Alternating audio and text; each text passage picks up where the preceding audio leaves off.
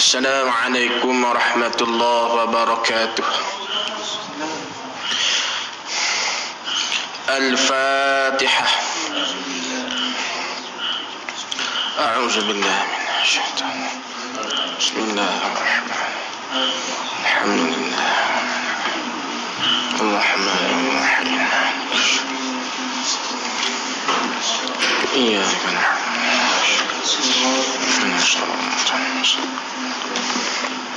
صراط الذين أنعمت عليهم غير المغضوب عليهم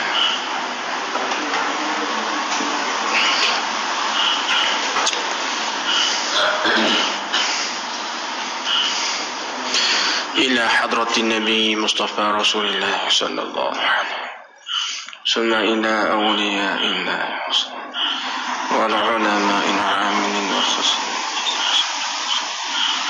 وخصوصا إلى روح الإمام. الحمد لله رب العالمين والصلاة والسلام على رسول الأمين وعلى آله وصحبه أجمعين. سبحانك لا علم لنا إلا ما علمتنا إنك أنت العليم الحكيم. رب اشرح لي صدري ويسر لي أمري واحلل عقدة من لساني يفقه قولي. ولا حول ولا قوة إلا بالله العلي العظيم. وقال الشيخ المؤلف رحمه الله تعالى ونفعنا بعلومه في الدارين آمين. Kita sambung muzakarah kitab Munyatul Musalli pada muka surat 3, iaitu sambungan pada mana? Dan lagi firmannya ilal musalli. Situ. Baik. Kata musannif rahimahullahu ta'ala, dan lagi firmannya firman Allah Ta'ala, illal musallin alladzina hum ala salatihim daimun. Tengok terjemuh. Dikata melainkan orang yang sembahyang yang atas mereka itu orang yang sembahyang yang berkekalan memelihara akan dia sembahyang. Baik. Maka diistisna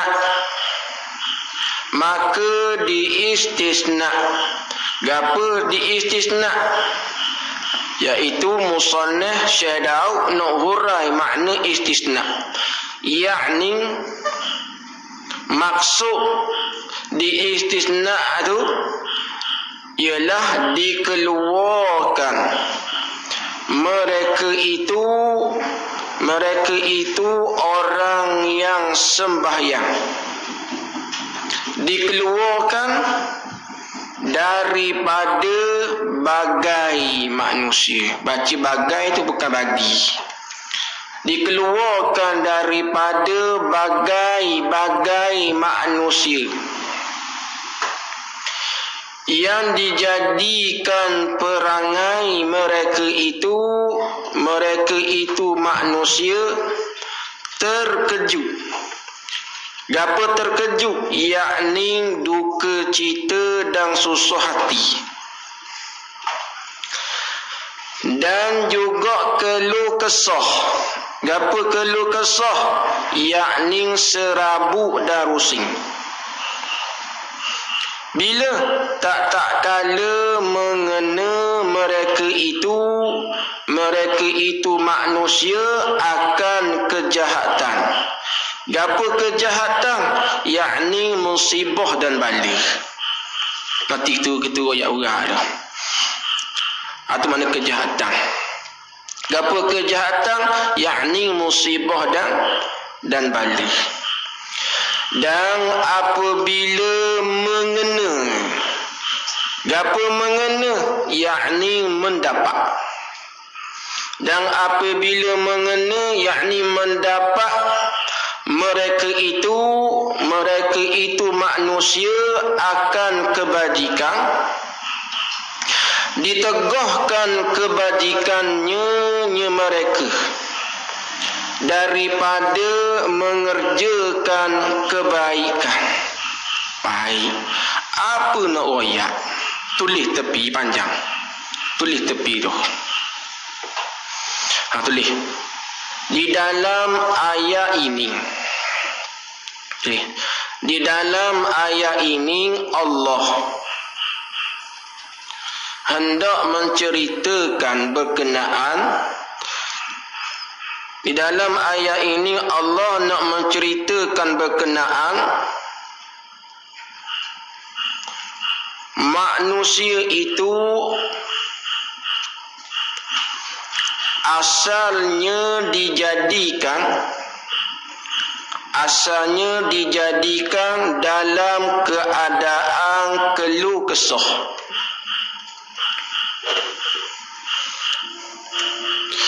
Dan apabila mereka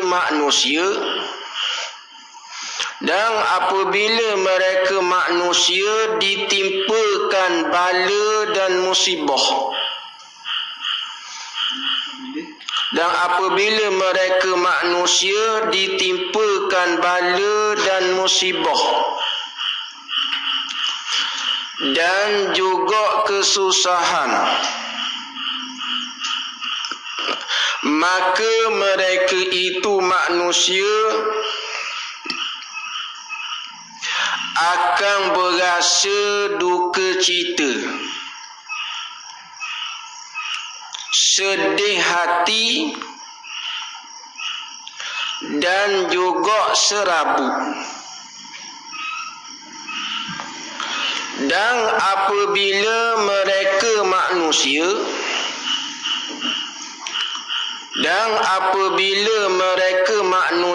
mendapat nikmat, maka mereka itu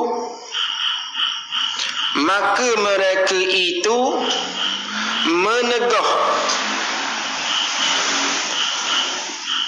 dan menghalang daripada mengerjakan kebaikan, melainkan mereka yang mengerjakan sembahyang, melainkan mereka yang mengerjakan sembahyang dengan sempurna. Mereka ini apabila ditimpa kesusahan dan musibah,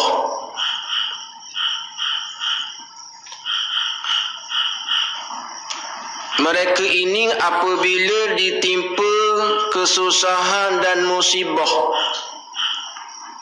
maka tidak ada di dalam hati mereka itu perasaan sedih dan pusing. Dan apabila mereka mendapat nikmat,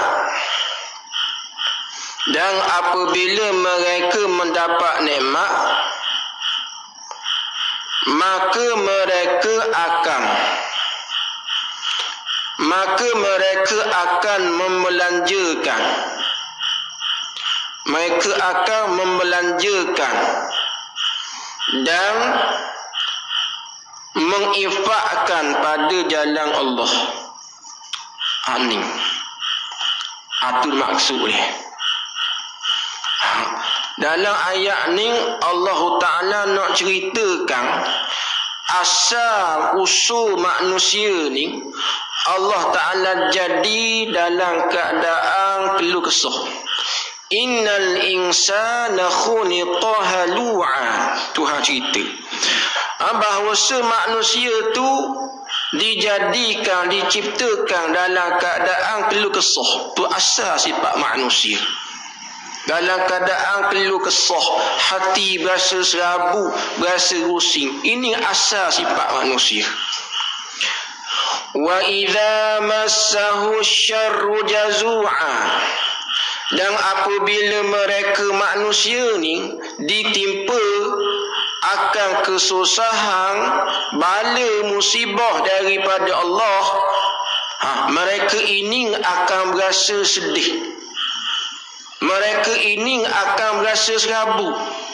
Mereka ini akan berasa rusing. Ni asal sifat manusia juga. Tak gitu Tuhan uji dengan kesusahan, hati tak serabu. Mesti banjir habis, hilang TV habis. Tak serabu. Baru beli TV 29 inci. Berapa dia ni? TV besar LCD ke apa? Berapa harga? Dah baru beli 2 hari, terlam hanya banjir. Tidak usah. Baru cadang nama PS5 TV tu. Dah damai lagi. Hanyut banjir. Suhati tak? Kegembira. Serabut beruk. Dengan petinya habis, mesin basuh hanyut banjir. Suhati. Wa iza massahul khairu manu'a. Dan apabila mereka ni mendapat kebaikan, mendapat nikmat, mereka tegah diri daripada buat baik. Ni asal sifat manusia kok. Dah Tuhan senang sikit, dia punya perangai bakhil, kedekut. Ni asal manusia. Tuhan beri sikit kelebihan harta, duit banyak, no sedekah, berasa berat. Ni asal sifat manusia. Tetapi Allah Ta'ala sebut illal musallin, melainkan mereka yang mengerjakan sembahyang dengan sempurna. Mereka yang mengerjakan sembahyang dengan sempurna ni dikecualikan daripada sifat asal manusia tadi. Bila Tuhan uji susah, Tuhan uji bala musibah ke atas mereka yang mengerjakan sembahyang dengan sempurna ni, mereka ini tak ada langsung dalam hati mereka ni perasaan sedih, tak ada langsung di atas hati mereka itu perasaan rusing. Ada. Mana mereka yang mengerja sembahyang dengan sempurna, tak ada rusing sekabut, tak ada. Bahkan mereka ini redha, sabar di atas ujian daripada Allah. Rusing tak ada. Tak serupa dengan asal sifat manusia. Terkadang ni mari berasa kritik dengan Allah Ta'ala. Guanalah aku je kena. Umur pak mak tak kena pun, aku seorang je kena. Guanaha. Itu asal manusia. Ni orang yang kerja sembahyang dengan sempurna tak ada langsung perasaan rusing. Susah tak ada langsung perasaan rusing, ada. Dan apabila Allah Ta'ala berikan kebaikan, berikan nikmat, beri kesenangan, mereka belanjakan di jalan Allah. Ni duit banyak, Tuhan senang, maka akan belanjakan, akan infakkan pada jalan Allah. Aningsi orang yang kerja sembahyang dengan sempurna dikecualikan daripada asal sifat manusia. Adakah kita sampai setageni tak? Kita banyak kecek berasa sayang nak panggil orang makan. Kalau Pak Aking lah, dalam kocek ada 400 riyal. Gi belanja orang makan ke makan seorang? Makan kedai warung ke makan di dapur? Di dapur air berapa segelas lah? Dapur. Nah ya, dak mana ya sudah sikit atas tu hong. Apa ya tu? Kau tahunya kalau patut aiskrim pris 5 tu dekat belah ya kot sebelah. Kena 4 orang apa dah? 40 riyal dah situ. Dah makan pula nasi goreng cikecok Allah. Berapa ya?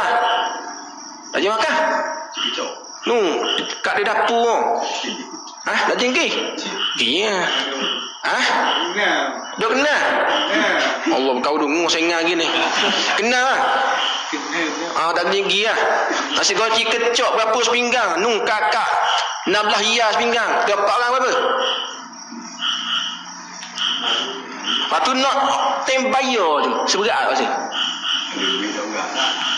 Dah, kalau kena hari-hari batok kok. Tem nak bayar tu apa? Itu makan 4 orang kena kat 200 riyal. Nenguak rasa-rasa bitik. Nengu orang yang kerja semayang dengan sempurna tak ada sifat tu. Tak ada. Cari mana? Tidak rasa yang gini. Pergi kedai kapung pagi-pagi. Kita makan tiana. Ada orang mari makan di meja kita, kawan-kawan kita. Bayar sekali ke bayar asing-asing? Sekali. Tu alhamdulillah. Kita makan apa? Roti 02 TO. Ada kakak 5 orang, tem bayar seorang. Ni bukan sifat orang semayang. Nampak? Orang sifat semayang bila Tuhan beri nikmat, beri senang, mereka tak akan kedekut. Bahkan mereka akan belanja nikmat kesenangan tersebut fi sabilillah, di jalan Allah. Tem bayar ni balah, biar aku bayar ni. Hai, biar aku. Tu biar balah you semua. Ni dah tem bayar kah ketung. Tak gitu Ni sifat dah molek ni. Tu ni.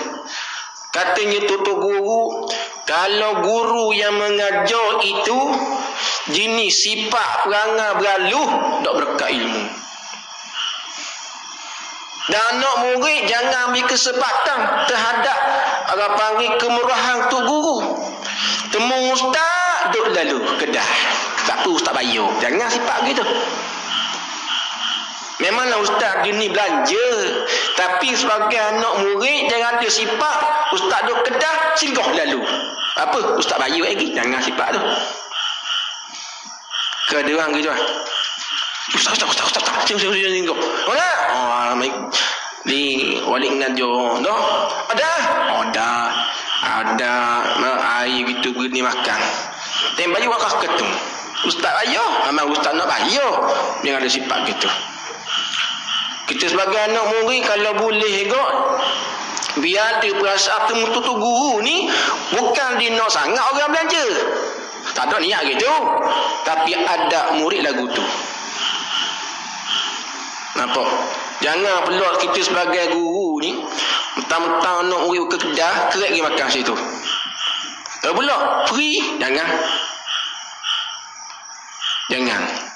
Tapi sifat orang mayang gini. Tak bergaluh. Tengok pada zikir serung bergaluh, tak pakai. Zikir dah main wasabah, walau pipong teguh 1000 genis terik kuat zikir bergaluh tak orang. Itu bukan sebab orang mayang. Sifat orang mayang lebih susah, tak using. Cari mana macam gini? Senang tak? Ayah lelaki Allah. Nak beli siapa secara ni guna? Kena perbaiki sembahyang. Ingat tahu, orang yang memperbaiki sembahyang, maka hakikat sebenarnya dia memperbetulkan kehidupan diri dia. Ingat ayat ni. Orang yang memperbetulkan ibadat semayang sebenarnya dia memperbetulkan kehidupan diri dia. Apa sabar kita semayang hati basa rusing, basa rimah, basa serabut, apa? Cek semayang. Cek semayang kita. Ada problem, ada masalah semayang kita. Perbaiki. Perbaiki dari segi bacaan kita, perbaiki dari segi pergerakan kita, perbaiki dari segi tadabbur hayati, makna perbaiki. Sebab Tuhan janji sifat orang mayang tak ada sifat rusing, tak ada. Kawan teh aku mayang sokmo, rusing semacam. Perbaiki semayang kita. Cek semayang.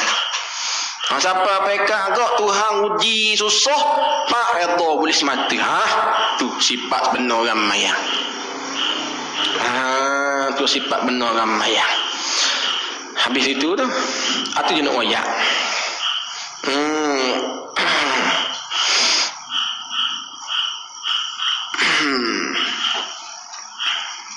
Baik. Maka seperti bahawasa Allah Subhanahu wa ta'ala berfirman. Ni kena tulis sikit. Maka seperti yakni tulis itu. Yakni hendaklah bersungguh-sungguh kamu. Maka hendaklah bersungguh-sungguh kamu pada mengerjakan sembahyang dengan sebenar-benarnya, seperti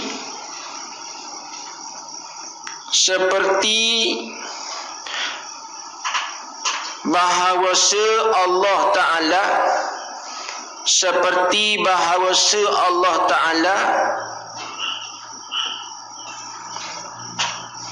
perintahkan, seperti Allah Ta'ala perintahkan, dan juga Rasul. Habis itu tu. Maka hendaklah bersungguh-sungguh kamu pada mengerjakan ibadat dengan sebenar-benarnya. Sebab sifat orang sembahyang yang sempurna tak ada sifat rusing bila susah, dan bila Tuhan wi senang tak ada sifat gerkuk. Lepas tu, sungguhlah kita. Sungguh pakak-pakak sungguh nak buat amal ibadat dengan benar-benar. Buat amal ibadat dengan sebenar, ingat taruh buat dengan ilmu, bukan buat dengan tiru-tiru. Nampak? Semayang dengan sebenar ni, semayang buat dengan ilmu, bukan buat dengan tiru-tiru. Kerana ingat taruh, kata Imam Abu Hasan Asyazili. Siapa dia ni? Dia ni seorang ulama sufi. Dia ada royak, ada 3 perkara yang menyebabkan hati sanubari manusia ni mati. Pertama, kata Imam Abu Hasan Asyazili, royak yang pertama, sebab yang menyebabkan hati sanubari manusia ni mati, pertama, pura-pura buat amal ibadat. Pura-pura buat amal ibadat ni apa maksud? Maksudnya mengerjakan sembahyang dalam keadaan jahil. Itu maksud pura-pura buat amal ibadat. Apa maksud? Mengerjakan amal ibadat dalam keadaan jahil. Ni kena perhati molek. Terkadang orang ni semayang bang tak ditinggal. Kemah keming jemaah. Semayang sampai pekak nelah dari dahi. Tapi sembahyangnya itu, ibadatnya itu menyebabkan hatinya itu jadi mati. Sepatutnya orang yang mengerjakan ibadat sembahyang hatinya itu hidup. Tapi dah orang ni mengerjakan sembahyang dalam keadaan hatinya itu jadi mati. Sebab mengerjakan sembahyang dalam keadaan jahil. Hakikat dak panggil ibadat. Zahir sahaja, rupa sahaja ibadat. Tapi ibadatnya itu menyebabkan hatinya itu jadi mati. Bila hati mati, inilah perkara yang sangat ditakuti oleh orang beriman. Sebab bila hati mati, kebenaran nasihat tak akan masuk. Sebab tu kita takut dengan suasana hari ini. Surah Sejid mereka pakat mempergemurkan masyarakat dengan mengerjakan ibadat-ibadat sunat. Boleh tak? Boleh tak? Boleh. Galak masyarakat suruh ngaji Quran, galak masyarakat suruh sedekah, suruh qiyamullah. Comel tak? Comel. Walaupun menggalakkan masyarakat buat amalan sunat, tetapi setengah-setengah ustaz, setengah-setengah penceramah tidak beri penekanan soal ilmu. Inilah mereka yang zahir rupa ibadat, hakikat tak panggil ibadat. Hakikat mereka ini termasuk dalam tipu daya iblis. Tetapi mereka mesakakan mereka sudah betul, sudah sebenar. Hakikat tidak sebenar. Mereka termasuk dalam tipu daya iblis. Mempergemurkan ibadat sunnah dalam keadaan tidak beri penekanan soal ilmu fardu ain. Ini amai. Adakah kita nak kita ni bangun malam-malam duk teriak menangis atas dosa kita? Kita sangka kita sebenar dah. Tak gitu. Tapi adakah kita belajar tentang bagaimana taubat? Ada tak ilmu tentang taubat? Ada tak? Tak ada. Maka kita duk teriak malam-malam, duk menangis, wang-wang. Sebenarnya bukan sebenar. Tipu daya iblis. Keluar badan berasa sebenar. Berasa dekat dengan Allah Ta'ala. Hakikat jauh. Ini yang kita bimbang.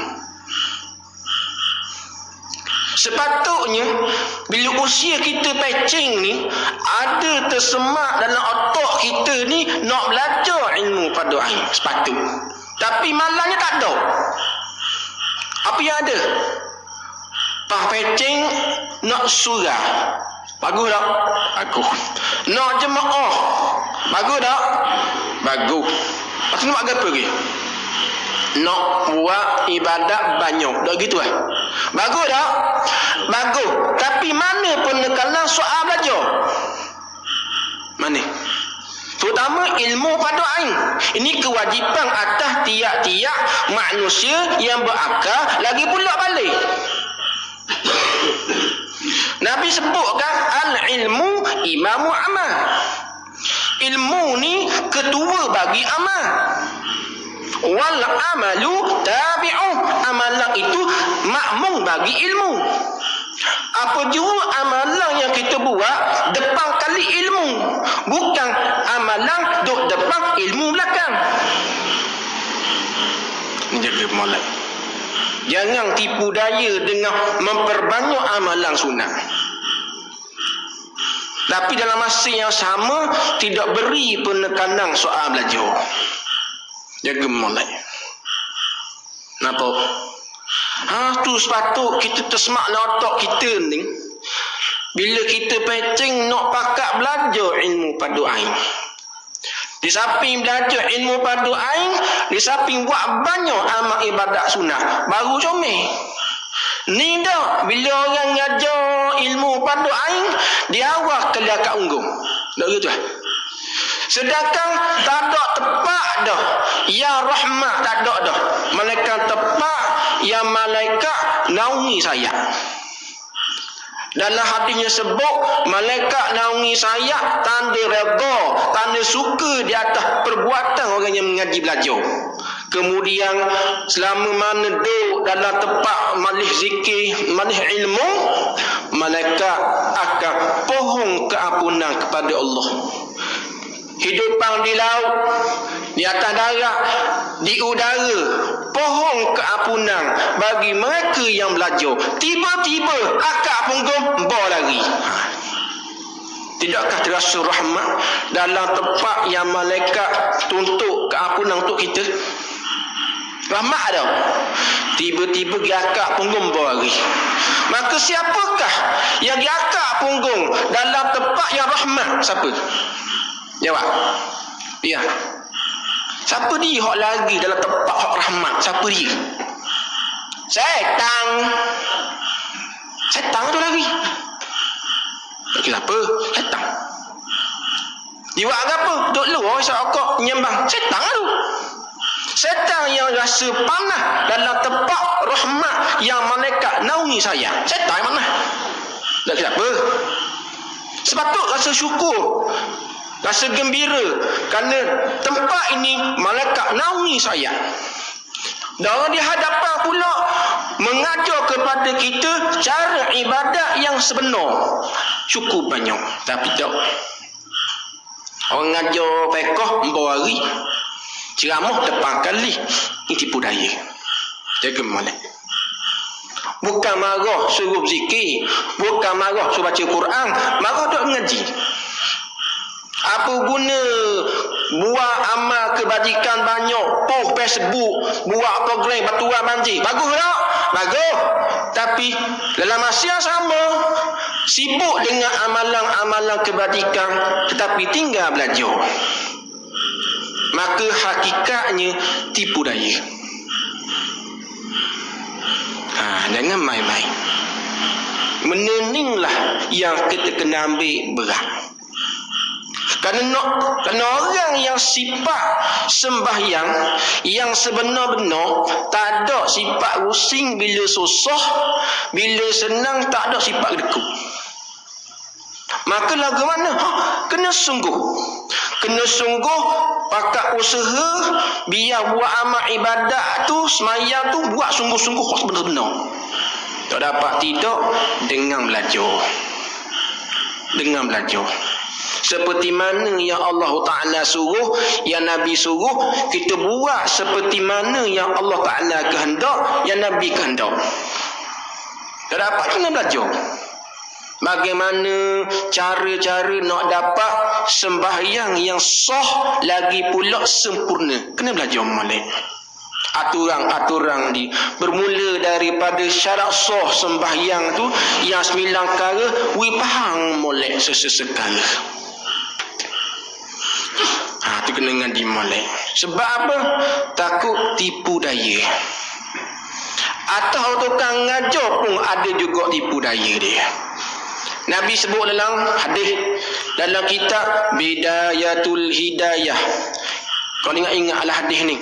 Man izdada ilma lam yazdad huda lam yazdad minallah illa bu'da.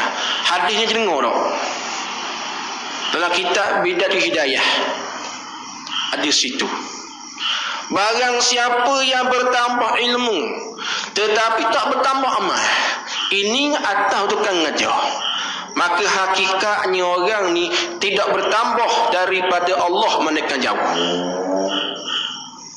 Orang ngajar agama ni hakikat perasaan di hati berasa dekat dengan Allah ke jauh daripada Allah. Pagi petang malam ngajar agama, dalam hati kita ni berasa dekat dengan Allah Ta'ala ke jauh dengan Allah Ta'ala? Dekat. Tapi Nabi raya barang siapa bertambah ilmu, amal tak bertambah, hakikat jauh dengan Allah Ta'ala. Ini atas orang ngaji. Yang ngajar ujian ni. Ingat orang sangat surah amal tu amal ni tua badang malah hafal haji Quran. Hakikat jauh Allah Taala. Orang yang mengaji ada ujian, yang mengajar ada ujian. Dua ni. Kau sudah mengajar.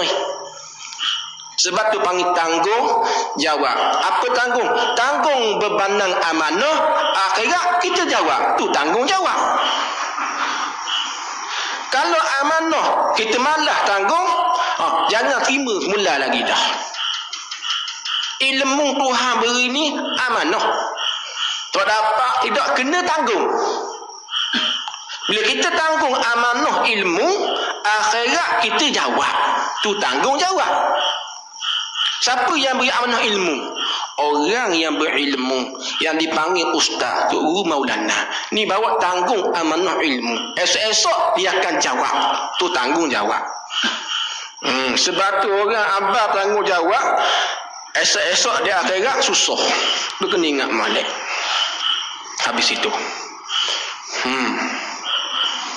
Berfirman Allah Subhanahu wa taala berfirman bahawasanya orang yang sembahyang atas sebenarnya sembahyang, tiada mereka itu orang yang sembahyang atas benar tu. Tak tiada mereka itu daripada yang keluh kesah. Apa yang keluh kesah? Yakni tidak ada daripada mereka itu sifat rusing dan sedih. Tak ada. Siapa? Orang yang semayang sebenar. Semayang sebenar, semayang mana? Sembahyang dengan ada ilmu. Ini semayang sebenar. Semayang dengan ada ilmu. Orang ni tak ada daripada mereka tu sifat rusing, sifat sedih ada. Dan terkejut dan tak ada sifat serabut tak ada. Bila? Apabila menyentuh yakni menimpa mereka itu orang yang semayang yang sebenar tu akan kejahatan, yakni akan kesusahan.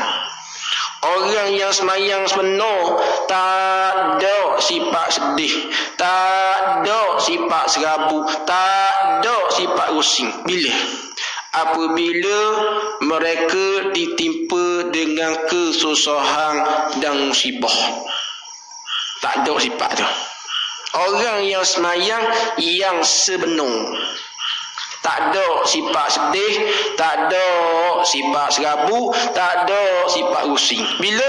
Apabila ditimpakan kesusahan dan musibah. Ni sifat orang yang semayang sebenar. Kalau kita tak dapat lagi sifat ni, perbaiki semayang kita. Dan tiada memegang. Apa tiada memegang? Yakni tiada menyekak dan menahan. Itu maksud tiada memegang. Dan tiada memegang, yakni tiada menyekak dan menghalang kebajikan baginya, bagi orang yang semayang sebenar. Apabila datang kebajikan baginya, bagi orang yang semayang sebenar.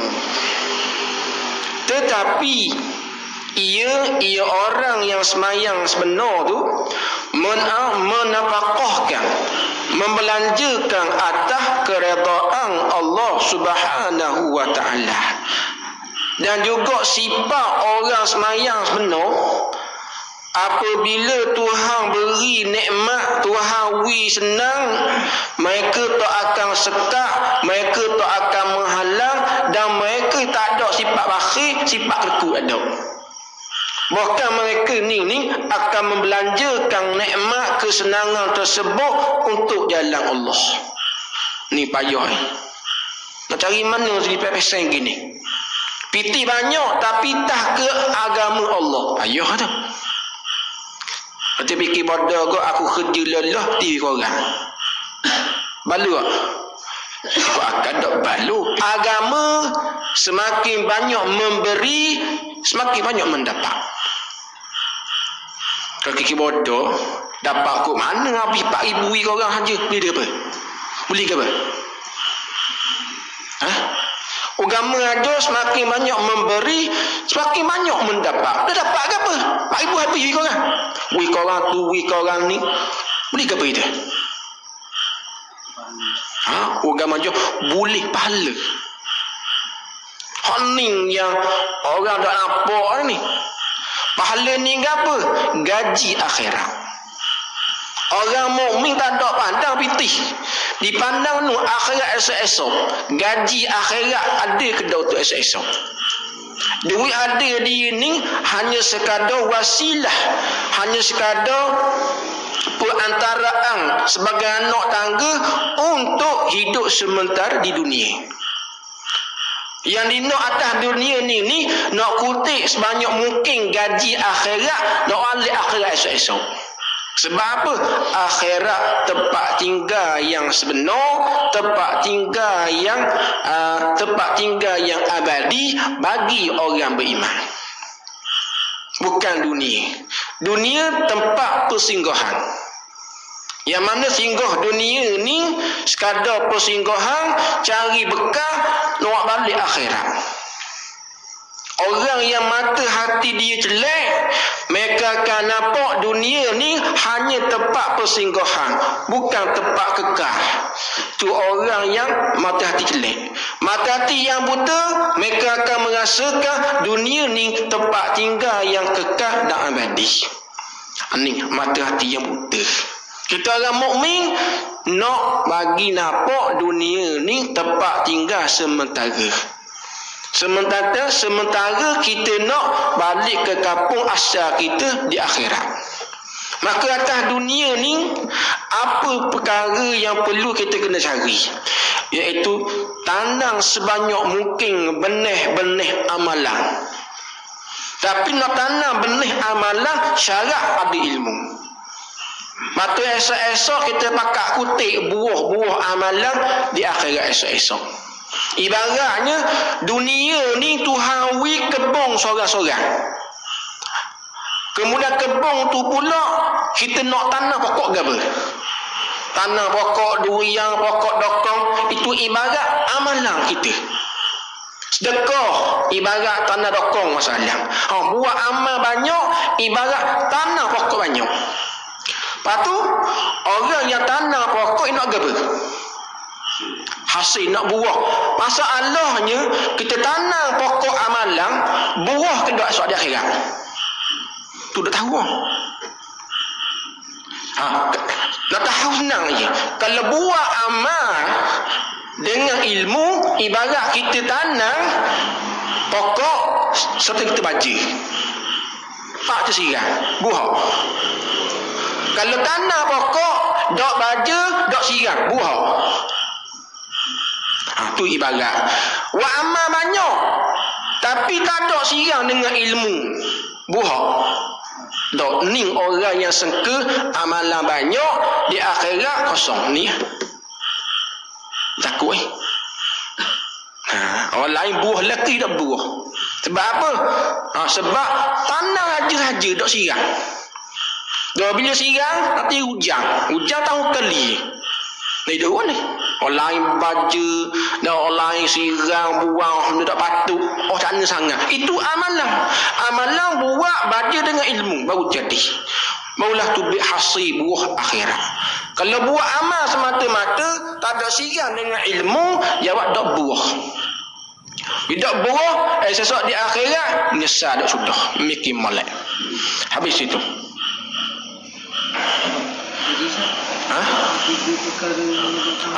Yang keduanya mengekali melakukan maksiat. Ini makna sangatlah dalam hadis pun sebut innal abda iza akhta'a khati'atan nuqitat nuqsatun fi sauda fi qalbihi.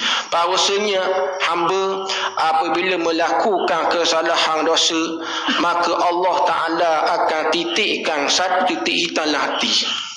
Ni maklum sangat. Bila kita mengekali maksiat, maka ibarat dalam hati dititik dengan satu titik hitam. Bayangkan 10 tahun mengekali maksiat.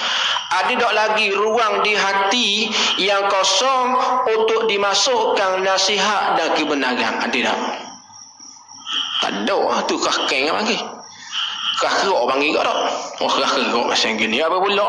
Mengekali maksiat. Yang ketiganya, tamak pada makhluk. Maksud tamak pada makhluk ni ialah tamak pada pangkat, tamak pada harta, tamak pada makan. Ini pun menyebabkan hati mati. Ni. Tapi dalam kitab Penawar Bagi Hati, Syekh Abdul Qadir royak sikit lagi. Perkara yang menyebabkan hati mati ialah banyak galau, banyak ketawa.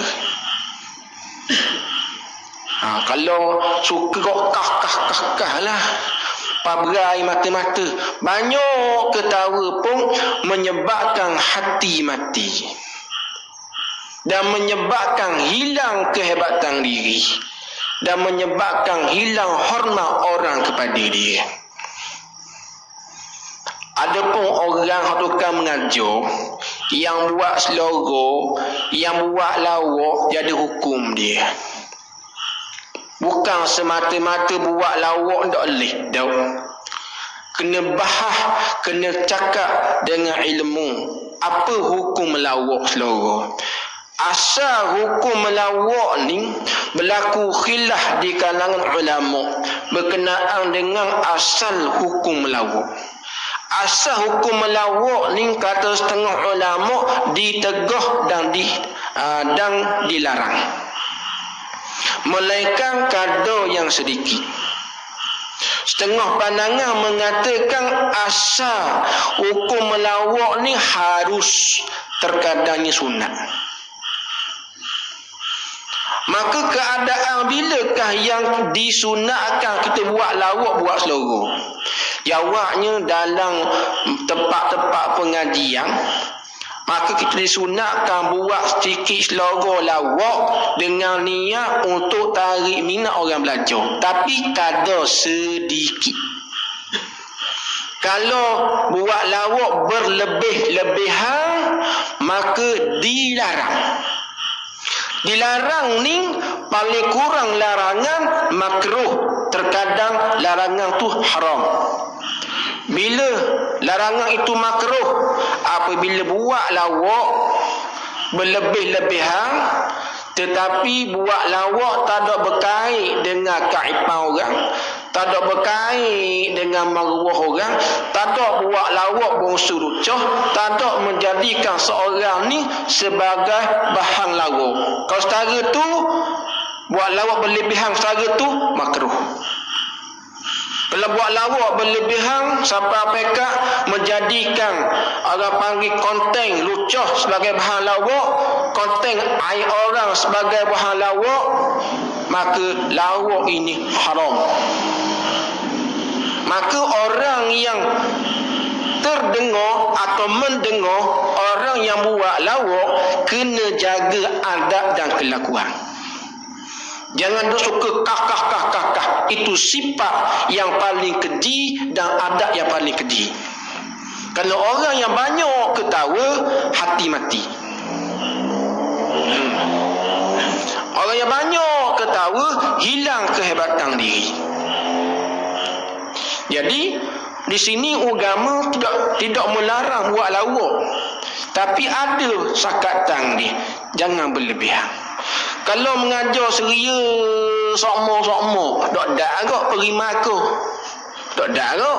Kalau buat lawak manjang, tak sedap agak tukar kepada tempat galak.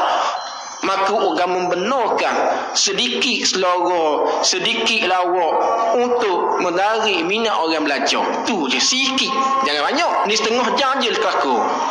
Mengajar lenek ni dilarang ni. Ni jaga malak. Habis itu Dan lagi pula wallahu subhanahu wa ta'ala a'lam. Ini sambung semula. Ni nak wayak lagi ke apa ni? Nak wayak kelebihan orang yang semayang sepenuh.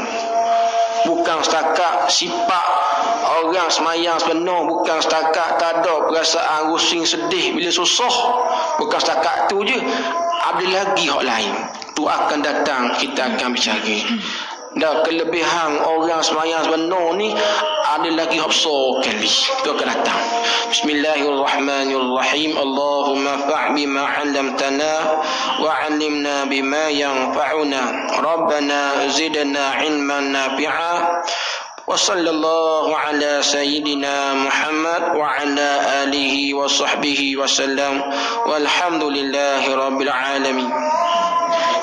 Assalamualaikum warahmatullahi wabarakatuh.